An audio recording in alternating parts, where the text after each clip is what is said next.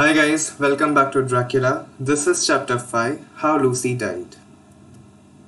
When Arthur West arrived at the Harkers' home, he was dressed all in black. His face was pale and sad. The three friends had many things to talk about. After dinner, Mina spoke to him quietly. Arthur, dear, Lucy's death has been a great shock to us both. Can you tell us how she died? I returned from Amsterdam about a week after you left Hyde. Arthur replied. By that time, Lucy was very ill. Her face was pale and she was very thin. I examined her, but I could not find anything wrong. Was Lucy still leaving her bed at night? Was she still walking in her sleep? Mina asked. Yes, Arthur said, and she began to have strange dreams.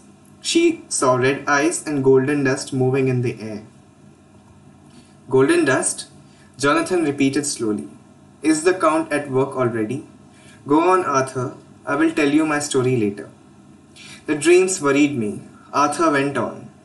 I sent a telegram to Professor Van Helsing in Amsterdam. He came to Hythe immediately. When Van Helsing arrived, Lucy was too ill to get out of bed. Arthur told his friends. Van Helsing examined her with great care. He told me that Lucy had lost a lot of blood. She needed a blood transfusion to save her life. I told the professor to take the blood from me. Oh God, Jonathan said quietly.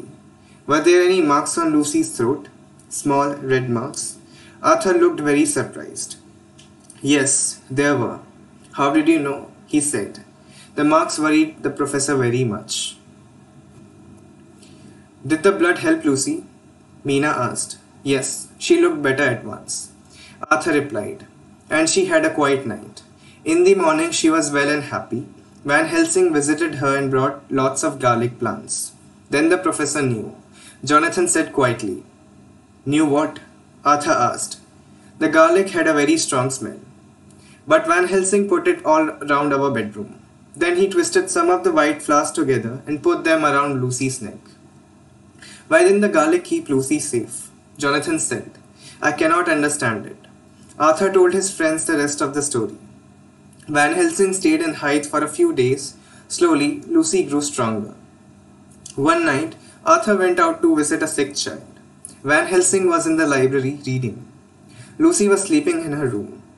The garlic flowers were round her neck and she looked very beautiful. The bedroom window was shut.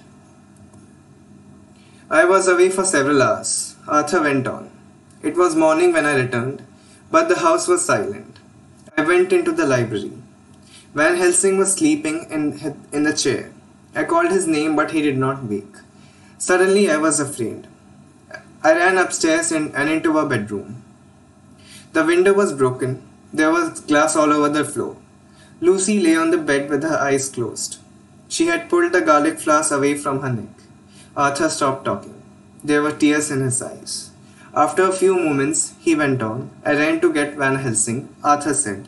I called his name many times before he woke.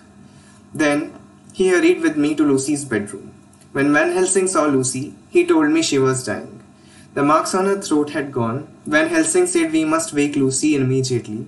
She must not die in her sleep. At that moment, Lucy opened her eyes. She looked at me and smiled. Then she spoke to me. Her voice was slow and strange. She told me a man had come to the window. He had called her again and again. She had opened the window and asked the man to come in. Lucy took hold of my hand. Her fingers were as cold as ice. Lucy asked me to kiss her, but as I leant over, Van Helsing pulled me away.